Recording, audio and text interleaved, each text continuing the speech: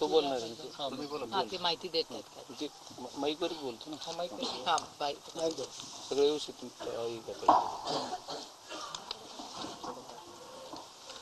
जी प्राथमिक माहिती आहे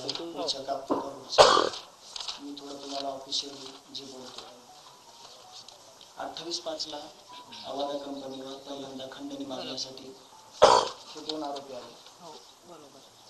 ह्या आरोपींवर म्हणजे डायरेक्ट त्यांनी पीडी आणि स्टोअर मॅनेजर यांना उचलून अपहरण केलं.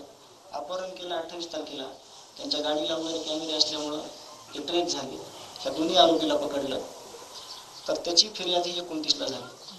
म्हणजे मला ह्याच्यातून हे सांगायचं आहे 29 मे. 29 मेला. तर हे 2 कॅरेक्टर आहेत ना, तर आपला जो घटनाक्रम आहे नंतरचा 29/11चा, त्याच्यानंतर 6/12चा, 9/12चा, त्याच्यामध्ये कुठेही आले नाही. म्हणजे मला हे सांगायचं की पोलीस प्रशासनानं त्वरित कारवाई केल्यामुळे त्या दोघांना कळालं.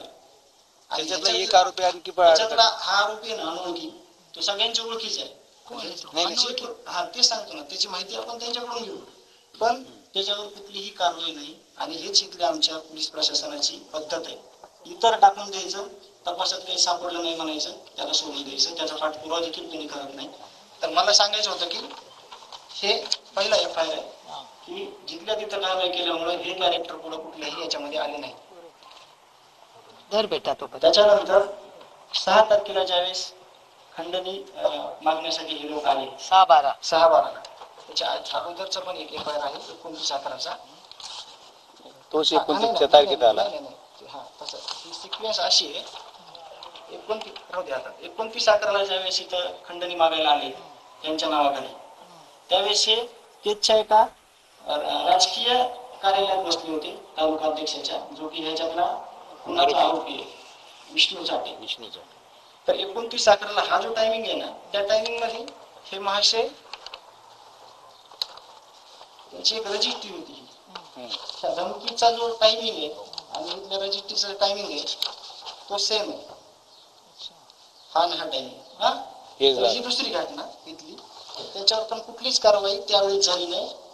ही केस संतोष अण्णांचा खून झाल्यावर पोलिसांना कळलं की करायला पाहिजे. त्यावेळेस देखील हे लोक तिथे गेले, बसले, त्यांची कुठलीही तक्रार घेतली नाही. कारण का वरून फोन आला एकदा तक्रार घेऊ नका, तर इथं कुणी जरी आलं, किती जरी मुर्दे पडले, तर इथलं पोलीस स्टेशन तिथली कुणाची केस घेत नव्हतं. ही वास्तविकता आहे. ही लोकांना माहिती आहे, ही सगळ्या आमच्या पंचक्रोशीत माहिती आहे, सगळ्यांना माहिती आहे. तुम्हाला त्याचे पण काही पुरावे आहेत माझ्याकडं की अण्णांचा खून झाला, पण हाफमटर इतक्या प्रकारचे झालेले आहेत. डायरेक्ट लेकरा बाळात बसलेल्या बापाला उचलून नेऊन मारलेले आहेत. ते लोक समोर येत नाहीत काही, भीतात ते लोक. लोक तर त्यांना वाटतं आपल्या भावांकडून कोणी येऊन आपल्याला मारतं का काय. तर हे झालं 29 तारखेचं, जो की FIR याचा कधी झाला, घटना झाली 29ला आणि FIR झाला 11/12ला कुणाच्या नंतर. ज्यावेळेस त्यावेळेस बाप्पा तिथे बसलेले, तिथून त्यांचा बेल पडल्यानंतर ही सुद्धा FIR झाला नाही, तर हा सुद्धा FIR होत नव्हता. त्याच्यानंतर 6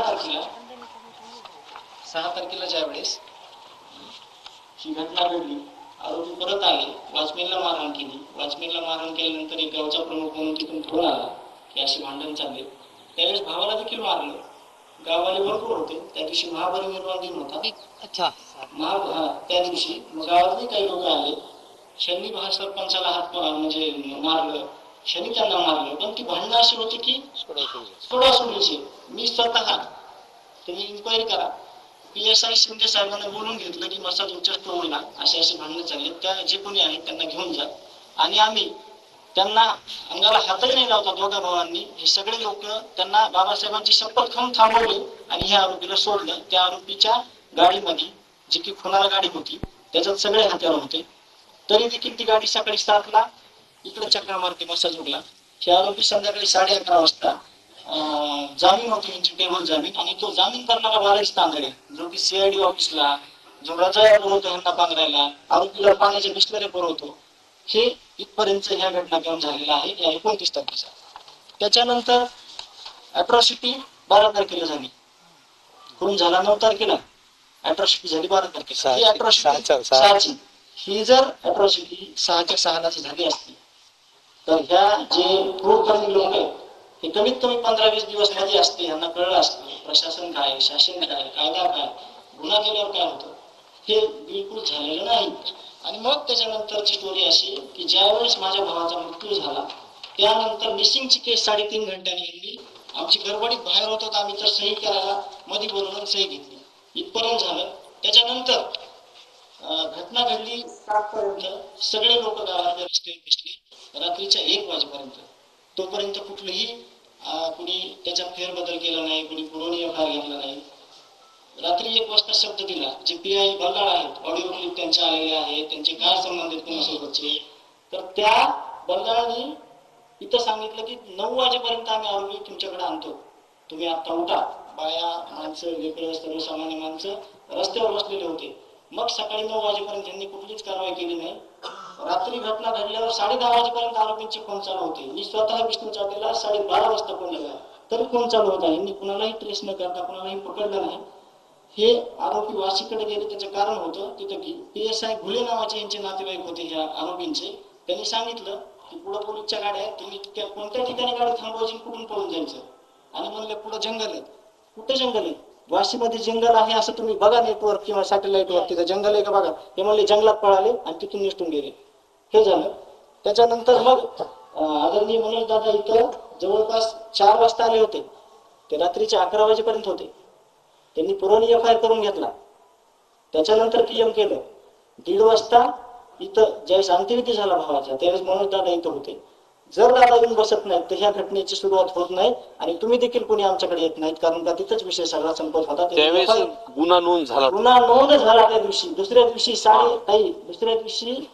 11 वाजता गुन्हा नोंद झाला. आपण बसलो त्याच्या ह्या जागेवर आपल्या, म्हणजे इतक्या भयावह म्हणजे हे प्रकरण आहे. मग पुरवणी जमा केला. त्याच्यानंतर हा गुन्हा झाला. हा असा घटनाक्रम आहे.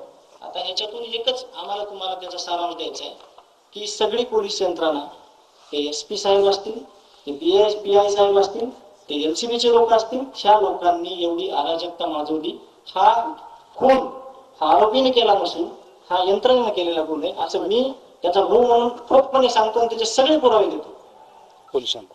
ज्यावेळेस मी DYSP साहेबांना बोलतो की ये त्यांना हिंदी बोलतात कि ये इसका कॉल आता था क्या कभी तुमको, कभी कभार आता था क्या, बोले हमको सभी को फोन आता था. 50 ते 60 कॉल आहेत त्या दिवशी. आणि यांचे जर 6 तारखेपासून 18 तारखेपर्यंतचे जे कॉल रेकॉर्ड काढले 1,000 कॉल निघते यांच्यासोबत. घटना घडल्यापासून 15 दिवस तरी कुणाला कुणीही गांभीर्याने घेतलं नव्हतं ह्या लोकांनी ज्यांनी गुन्हा केला. आणि आता सगळे म्हणतात खूप संवेदनशील मुलगा आहे मी, माझा भाऊ गेलाय, माझं सगळं जे आयुष्यातलं जे होतं ते सगळं गेलंय. माणूस गेल्यानंतर कुणी प्रेम दाखवतं, गाव दाखवतं, ते दाखवतं, पण मी जीवनपणी माझ्या भावाला, माझे आई वडील, माझे जे कुटुंब आहे सगळ्यात माझा प्रमुख माणूस होता. मी त्याच्या सावलीसारखा आतापर्यंत राहत होतो. मला त्याची उणीव कशालाच भरून येणार नाही, कारण का मी त्याच्या खांद्याला खांदा लावून जे सगळं आतापर्यंत काम केलं निस्वार्थीपणे ते आम्ही दोघांनी मिळून सोबत केलं. माझा एवढा घात केला तर तो घात ह्या लोकांनी केलाय. आणि असे 100वर प्रकरण असतील, तुम्हाला त्याच्यातला एक फोटो दाखवतो. हे लोक बिचारे यांच्या घरी कुणीच नाही लढायला, जे तुम्हाला एक उदाहरण दाखवतो. असे 100वर लोक आहेत, त्यांना अशा पद्धतीनं मारले जात आहे. केज पोलीस स्टेशन मध्ये CCTV काढायला सांगा बाबा. त्या दिवशी यांनी साधी यांची देखील नाही घेतली. एकदम गरीब माणूस आहे, नाव गाव पत्ता दवाखान्यात घेतलेली ट्रीटमेंट आमच्याकडे सगळे पेपर आहे.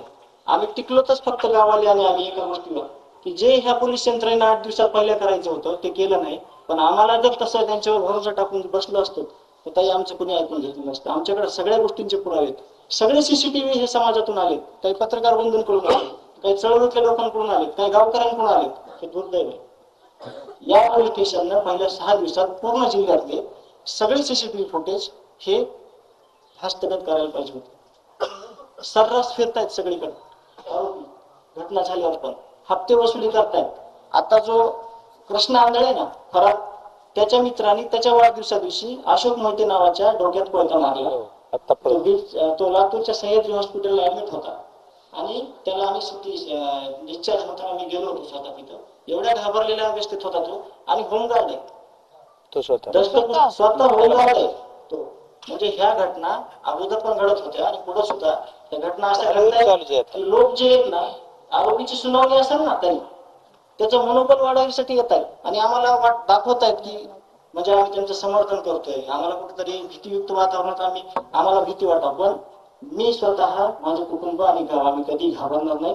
आम्ही कुठल्याही स्टेजला जाऊ, आम्ही कुठेही न्यायाच्या भूमिकेत आम्ही कधीही कुठेही उतरायला तयार आहे. गावकरी सोबत आहेत, यापेक्षा सगळे समाज, तुम्ही सगळे लोकप्रतिनिधी सगळ्या गोष्टी बाजूला ठेवून आमच्या सोबत आहेत. आम्ही ह्या ज्या गोष्टी सांगितल्यात ह्या ठिकाणा बाधित सत्य